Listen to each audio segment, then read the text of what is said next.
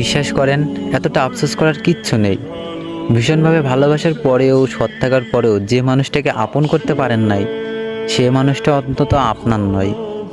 যাকে হাতে পায়ে ধরেও নিজের অনুভূতি বোঝাতে পারেন নাই, যাকে নিজের সবটা দিয়েও আটকাতে পারেন নাই, সেই মানুষটা অন্তত আপনার নয়। ভরসা রাখুন, একদম ধৈর্যহারা হবেন না। এতটা ভীষণভাবে ভালোবেসে ঠকে যাওয়া মানুষগুলোর কপালেও একদিন খুব সুন্দর ভালোবাসা জোটে। মনে রাখুন, খুব ভীষণভাবে হতাশ হওয়া মানুষটাও একদিন ভালোবাসা পেয়ে যায়। সুন্দর একটা মুহূর্তের অপেক্ষা করুন। সৎ থেকে ঠকে গেছেন ভেবে নিরাশ হবেন না। মনে রাখেন, সৃষ্টিকর্তা আমাদের থেকে যা কিছু কেড়ে নেয়, তার চেয়ে দ্বিগুণ করে তা ফিরিয়ে দেয়।